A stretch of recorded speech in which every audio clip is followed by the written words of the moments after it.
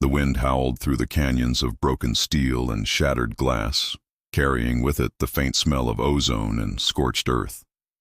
Somewhere beyond the ridgeline, the remnants of a once proud vessel still smoldered, its twisted metal skeleton jutting out from the desert floor like the bones of some great beast that had fallen from the stars.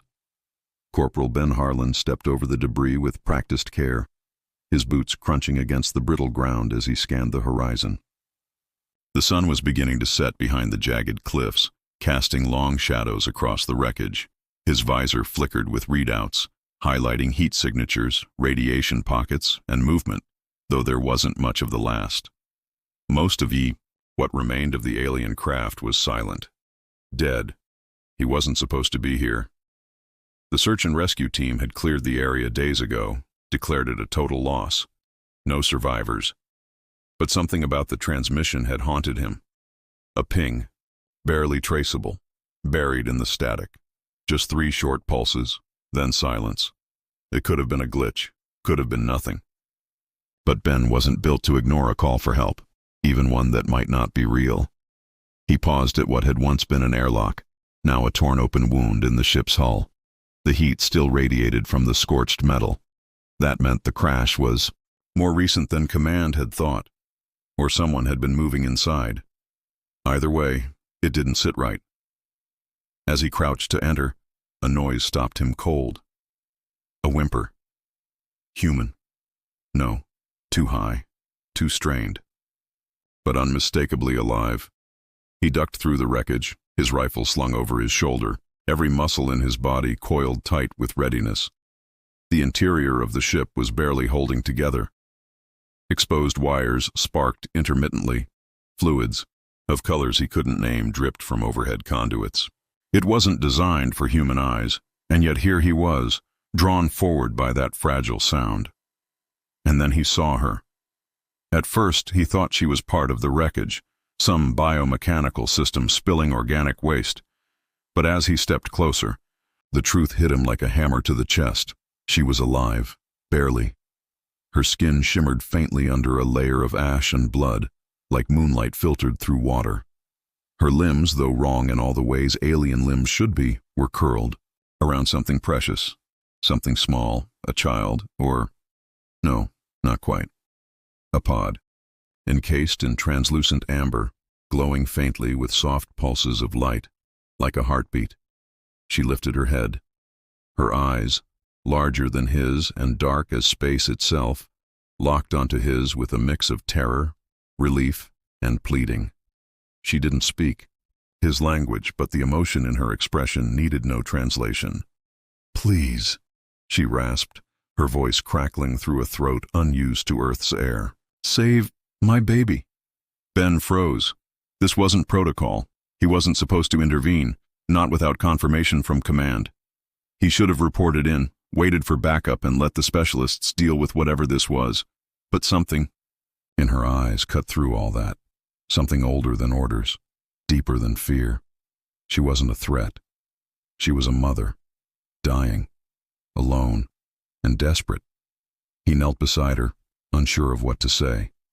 Her breathing was shallow now, her body trembling, as she pushed the pod toward him with one last surge of strength. The child, or whatever life was inside, glowed brighter for a moment, sensing something. Sensing him. Ben took it gently, cradling it in his arms like he would a newborn. It was warm, humming softly, alive. The mother exhaled slowly, her lips curling into a faint, exhausted smile. And then she was still. Ben stared down at her, heart pounding, unsure what he had just stepped into. He wasn't a diplomat. He wasn't trained for this kind of moment. But there, in that ruined ship, surrounded by silence and stars, he made a promise to someone who couldn't even understand his words. "I'll protect it," he whispered. "I swear." And just then, behind him, a new sound echoed through the wreckage. Footsteps. Not his. Not friendly. Ben didn't move. Every instinct told him to take cover, raise his weapon, retreat if necessary. But he couldn't. The pod in his arms was warm against his chest, fragile, glowing, and completely silent, almost as if it knew it needed to stay, hidden. His grip tightened just slightly around it as the footsteps drew closer. They were slow, deliberate. Whoever, or whatever, was coming didn't seem rushed. That was the part that scared him most. His suit's comms had no signal down here. Too much interference from the wreckage and whatever shielding the alien craft had. He was alone, with no way to call for help, no way to explain what he'd found. He slid backward into the shadows, behind a crumpled support beam, careful not to make a sound. Through the warped frame of the corridor, he could make out a figure. Human, or mostly. The silhouette wore a recon suit like his, but there was something off. It moved differently, too smooth, too deliberate. The visor reflected a greenish glow from one of the flickering control panels nearby, but the figure didn't seem to care about the equipment or the body on the floor. It was scanning, searching. Ben held his breath. He'd heard rumors. Ever since Earth had made contact with the Coalition, there were whispers. Black Ops teams sent in to clean up anything the official reports didn't want getting out. Alien encounters, biological samples, tech that didn't belong to anyone yet. Salvage rights, they called it. But it was never just salvage. The figure paused just a few meters from the mother's body. It crouched low, studying her with almost clinical curiosity. Then, without a word, it placed something beside her. Small, metallic, blinking softly. A marker. Ben's gut twisted. That wasn't for rescue. That was for retrieval. He knew he had to move. Fast. Quiet. He waited until the figure turned away, then eased backward into the dark, deeper into the wreckage. The path twisted. Parts of the ship cracked open to the dust and wind outside. It felt like crawling through a graveyard. Silent, but full of stories, each corridor telling of chaos and panic in the final moments before the crash. He didn't know how long the pod would last without support. It seemed stable for now, but alien tech wasn't exactly covered in the field manual. The small pulses of light inside had slowed a bit, and Ben felt a spike of worry. He had no idea what this child was, or what keeping it safe might cost him, but turning back wasn't an option anymore. He couldn't explain why, but the mother's last look, like she'd placed all of her hope in him, stayed fixed in his mind. Outside, the wind had picked up. Sand swept across the valley floor, scraping over the hull like nails on metal. He ducked through a torn panel and dropped down into a lower deck, where most of the ship's systems were exposed. There were no lights down here, just the faint glow from the pod and a dull emergency strip along the floor. He kept moving. The corridors down here were narrower, more organic somehow, as if parts of the ship weren't entirely mechanical. Pipes twisted like veins, and the walls had strange, pulsing seams running along them, faintly luminescent. It wasn't clear where the ship ended, and whatever technology grew inside it began. This vessel hadn't been made by hands, at least, not human ones. Ben paused, listening. The footsteps had stopped. That was worse than hearing them. He slipped into a chamber that looked like a medical bay, or something close to it. Transparent tubes lined one wall, some shattered, others still fogged over. Inside one, a curled-up figure, small, delicate, unmoving. Another child? He couldn't tell. Whatever this ship had been carrying, it wasn't military. That complicated everything. He set the pod gently down on what looked like a padded surface, half organic, like the rest of the room. The pod immediately responded, humming louder, sinking to the table's faint energy field. Ben stepped back and watched as the glow inside steadied again. The heartbeat returned to a normal rhythm. He exhaled. A soft sound behind him made him spin, rifle up. But it wasn't the recon agent. It was another one, not human, small, frail, a child. It stood just inside the door, eyes wide, skin pale like starlight. It looked at the pod, then at Ben, and tilted its head. No fear, just curiosity. Ben slowly lowered his weapon. "You're not with them," he said softly. The child didn't answer. It blinked, then took a small step forward, placing one hand on the glowing pod. The pulsing light inside responded to its touch, pulsing faster. There was a connection between them. Maybe siblings, maybe something else. Whatever it was clear now. There were survivors. The official report was wrong. Command was wrong, and if someone was here to erase the truth, Ben wasn't going to let that happen. The child looked up at him again. Then it pointed, back the way Ben had come. Warning.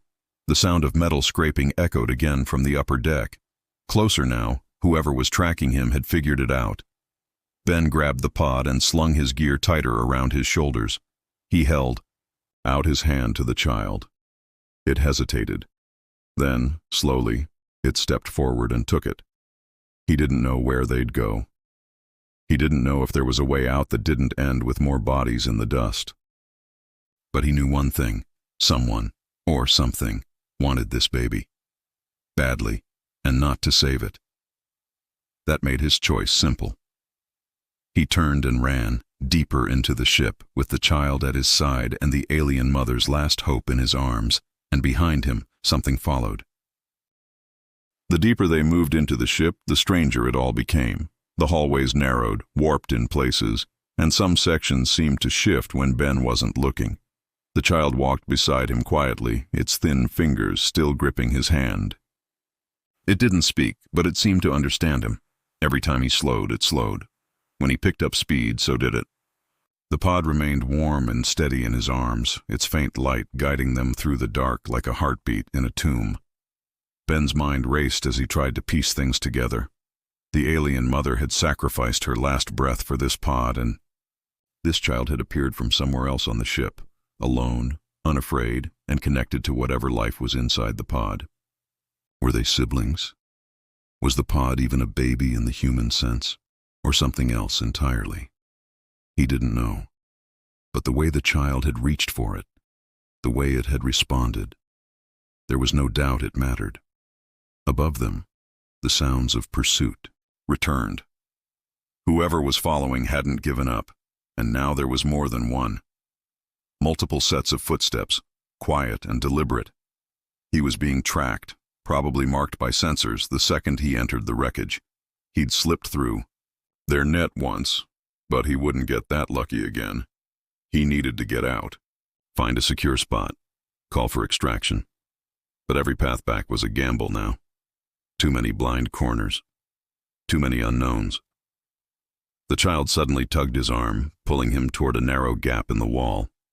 It didn't look like a door, just a crease in the surface. But as the child approached, the wall rippled like water and parted.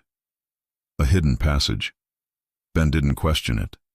He ducked through with the child and the pod in tow, and the entrance sealed shut behind them. Inside was quieter, cooler. A long corridor sloped downward, lit by pulses running through the floor. It wasn't built for humans. The ceiling was too low, the angles strange. But the path was clear, and the child moved forward with purpose. Ben followed, his legs aching from the weight and the tension. As they moved, he tried to remember what he knew about the crash. The ship had come down just 3 days ago, out of orbit without warning. No signals, no distress call. It had broken up on descent and landed hard in a restricted zone, too fast for most of it to survive intact. Earth Command had scrambled recovery teams within hours, but the official report said there were no life signs, no survivors, no functioning systems. And yet here he was, holding living proof that everything about that report had been wrong. That meant someone had lied. The passage opened into a chamber unlike anything he'd seen before. It was circular, with walls lined in soft light. Strange. Symbols pulsed across the surfaces, patterns that reminded Ben of old human languages, only more fluid, alive somehow. In the center was a raised platform, and above it floated something he couldn't quite explain. It looked like a model of space, maybe, a sphere filled with tiny lights, shifting and moving like stars in orbit. Some blinked out, others flared to life. The child stepped forward and placed a hand on the edge of the platform. The lights shifted, zoomed in, and focused on a single point. Earth. Ben stared at it. There was no mistake. The planet glowed in the center of the display, with surrounding paths and vectors that marked the ship's descent. But there was more. Lines connecting other systems, star maps, trails of travel. One word echoed in his mind as he looked at it. Escape. This wasn't just a transport. It had been fleeing something. The child turned to him and pointed to one of the smaller lights. It flickered erratically, pulsing red, then dimming. A warning. Something was coming. Ben didn't need a translation to understand what this meant. The crash hadn't been an accident. This ship had been running from something dangerous, and Earth hadn't been the destination. It was a last resort, and now whatever had forced them here might be following. He stepped closer to the platform and reached out, his fingers brushing the edge. It reacted to him, surprisingly fast. A new image formed above the sphere, a different vessel, sharp, predatory. The child flinched at the sight of it. Ben felt a knot tighten in his stomach. This was no salvage team, this was a hunter. The realization hit hard. He hadn't just stumbled into the wreckage of an alien ship. He'd walked into the middle of an ongoing conflict. Something had pursued this ship across space, something deadly enough to send a desperate mother crashing into a foreign planet with her child hidden in a pod. And now that threat was on its way, maybe already here. He needed to get this information out. Back to Earth Command. But if the people who sent the recovery teams already knew and had lied, then he couldn't trust anyone blindly. He turned to the child. "I don't know if you understand me," he said quietly, "but I need to get you and this baby out of here before it's too late." The child nodded. Slow, deliberate. Ben didn't know how it could understand him, but it didn't matter. They had an agreement now. He slung the pod tighter to his chest and headed for what looked like a second exit in the far wall, another seam in the living architecture. The child moved ahead, activating the path again. Behind them, a faint hum began to rise. Low, mechanical, and wrong. Ben didn't look back. He picked up speed. The hum grew louder, a sound that didn't belong in this part of the ship. Then a new sound joined it, a voice, not human. It echoed through the walls in a tone that wasn't quite words, but still sent a cold chill through his spine. It was calling out, searching. The child tensed, grabbing his hand again. Ben ran, through the tunnel, down another level, guided only by instinct and the occasional flicker of light from the walls. He didn't know how many were after them now. Maybe it was just one. Maybe it didn't matter. One could be enough. They reached another chamber, this one older, partially collapsed. Rubble blocked the main exit, but there was a vent wide enough to crawl through. Not ideal, but it would have to do. Ben squeezed in first, dragging the pod in carefully, the child crawling behind him. The walls of the vent were slick and narrow, barely enough space to move. It was pitch black, and then, from somewhere behind them, a metallic clang. Something had entered the tunnel. Ben's heart pounded as he pressed forward, the darkness swallowing them whole. Ben kept crawling, dragging himself and the pod through the vent as fast as he could without making too much noise. The sound behind them was getting closer, sharp, mechanical movements, scraping against the metal. It wasn't moving fast, but it didn't have to. It was tracking them, and it knew they had nowhere else to go. The air inside the vent was stale and hot, every breath heavy. The child's soft movements behind him were steady, but Ben could feel the fear rising between them. The pod in his arms was still glowing, but weaker now. He didn't know how much time was left before whatever was inside needed help he couldn't give. He finally reached the end of the vent, a broken panel that led into a hangar-sized chamber. From the dim blue light filling the space, it looked like a cargo bay or maybe a launch deck. Parts of it had collapsed in the crash, but there was still room to move.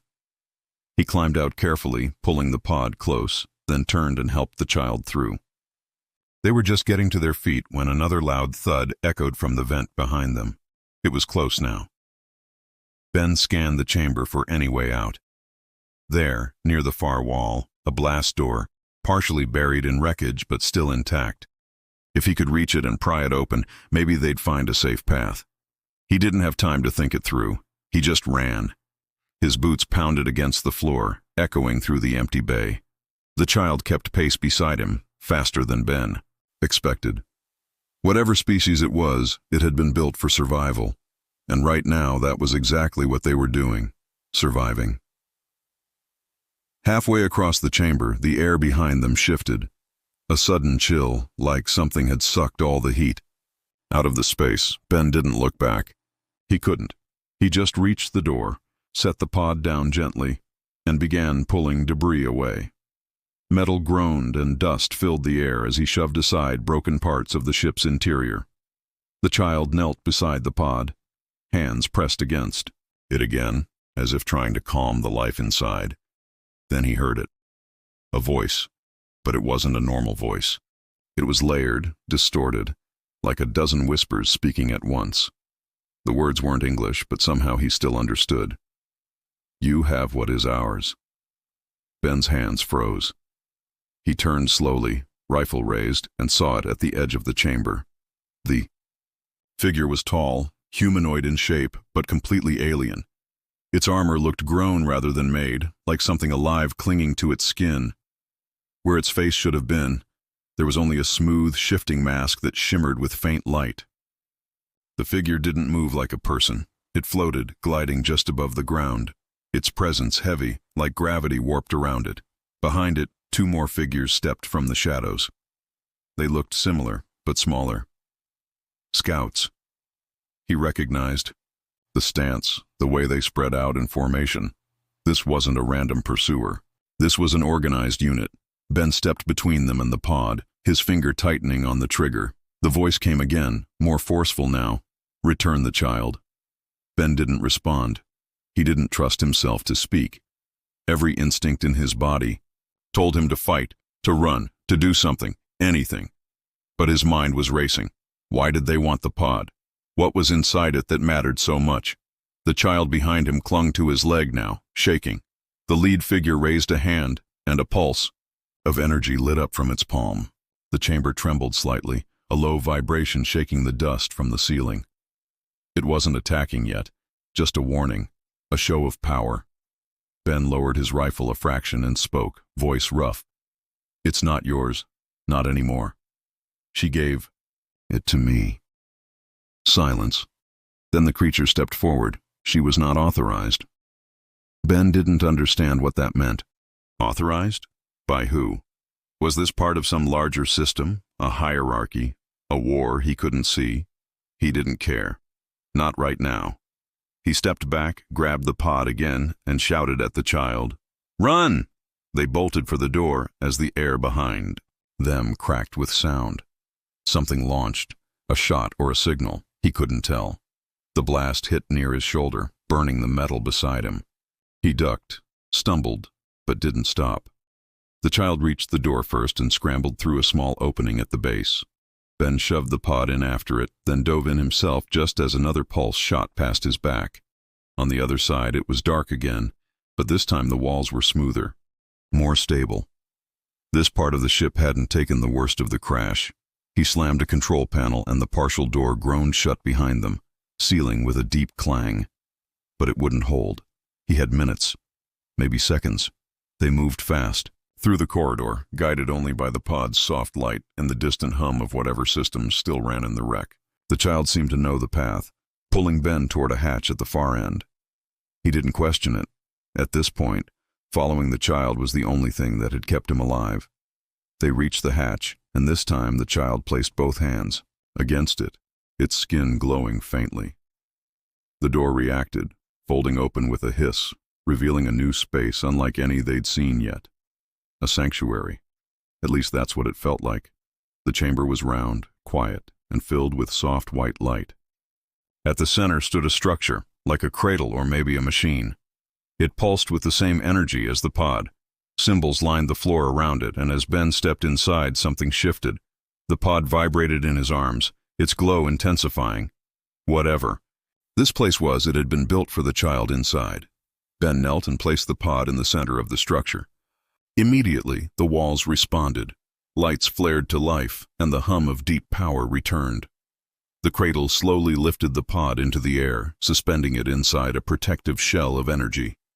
Monitors activated around the room, displaying pulses, images, patterns he didn't recognize, but he understood the meaning. It was stabilizing. The child stared at the cradle with wide, glassy eyes. It stepped forward and placed its hand against the energy field. The pod pulsed once, gently, but there was no time to breathe. A loud boom shook the walls. They had found them again. Ben spun toward the hatch and raised his rifle, eyes fixed on the opening. This was it. No more running.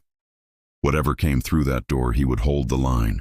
Not for orders, not for command, but for a dying mother's last plea and the fragile light of something new. The first impact slammed into the hatch like a hammer, shaking the walls and causing dust to fall from the ceiling. Ben stayed low, rifle trained, heart pounding in rhythm with the energy field around the pod. The child crouched behind him, clutching, its arms around its knees, eyes wide but not crying. It was scared, but it was also waiting, trusting him. Another hit rang out. This one stronger. The metal groaned. The hatch wasn't going to hold for long. Ben braced himself, shifting into position, every muscle tense. He didn't know if he could win this fight, not against whatever those creatures were. But he knew what he was protecting, and sometimes that was enough. He wasn't just a soldier anymore. He wasn't following orders. He was a guardian of something innocent, something important. He heard the lock hiss, breaking apart from the outside. Then came silence. He waited. Seconds passed, and then the door slowly opened, but no one stepped through. No energy blast, no creature, just silence. Ben didn't move. His finger hovered over the trigger. Still nothing.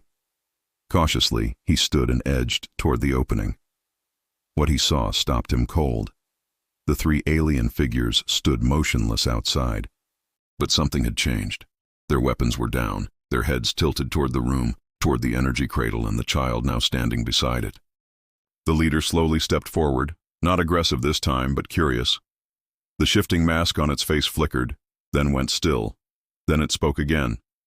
But not in that distorted, layered voice. This time it spoke in English. Flat, synthetic, but clear. You activated the core. Ben didn't respond right away. He wasn't sure if it was a question or a statement. He nodded cautiously. The creature tilted its head again, slowly. The child is bonded. The new cycle has begun. Ben stepped in front of the pod again. Protective. You've been chasing us since the crash. Why? The leader lowered its weapon and held out an open hand. We are not your enemy. We were not pursuing. We were tracking the signal to ensure its completion. Ben frowned. The mother didn't seem to agree with you. The figure's body language shifted, less rigid now. She deviated from the protocol. She attempted to hide the child. Fear drove her choices. She believed we would destroy it. Ben shook his head, confused. Wouldn't you? No, the being said. The child is key to renewal. It carries what remains of their kind, and a message. Ben looked back at the pod, which was now fully suspended in the energy shell. Symbols glowed across the surface, ones he couldn't read, but somehow felt the importance of. The hum around the room had changed too. It was peaceful now, steady. The leader stepped closer, and Ben didn't raise his rifle this time. She entrusted the pod to you, the figure said. You brought it here. You completed what she could not. Ben looked at the child, who now stood beside the cradle, hand pressed gently against the energy field. The light inside pulsed in rhythm with its touch. For a moment, nothing needed to be said. Then the leader raised its hand again and touched the wall. A projection lit the chamber. Stars, systems, data flowing like a story written in the sky. It showed a dying planet. A civilization burned out by war or disease, it wasn't clear. But the people, the ones like the child, had launched the pod as a final chance. A seed. The ship had been meant to deliver it somewhere safe, to restart what had been lost. But something went wrong. Others had disagreed. Some saw the child not as hope, but as a threat. The crash had been a result of that conflict. The leader turned back to him. You were not meant to find us, but you did. Ben nodded slowly. And now? Now the message will be delivered. The symbols around the room glowed brighter, and the structure shifted. A panel opened behind the cradle, revealing a communication terminal, primitive compared to the alien tech, but unmistakably human-compatible. Ben stepped forward and connected his transmitter. The feed blinked to life. Earth Command responded. Instantly their voices tense, their faces pale at the sight of him. "We thought you were dead. What's your status?" Ben kept his voice steady. "Alive. And I'm not alone. The ship's not empty. There are survivors. And there's something more. You need to see this." He transmitted the data, the star charts, the biological readings, the video of the pod's activation, everything. There was no hiding it now. When the transmission ended, he turned to the leader again. "Will they come for the child?" "Many will," the figure said. "Some to protect, others to destroy." Ben nodded grimly. "Then I'll stay, until I know it's safe." The leader stepped back, a slow gesture of respect. "Then you are part of the legacy now." And with that, the three beings turned and faded into the corridor, vanishing into the ship's deeper levels. Ben sat beside the cradle, exhausted but calm for the first time in hours. The child sat next to him, their small hand resting on his arm. The pod continued to glow, its light filling the room like dawn. He didn't know what would happen next. Maybe Earth would send a recovery team. Maybe there'd be debate, conflict, even fear. But the truth was out. The message had been delivered. He looked at the child again, and this time he smiled. "You're not alone anymore." The pod pulsed once more, steady and warm, and somewhere, far beyond that broken ship, hope stirred again.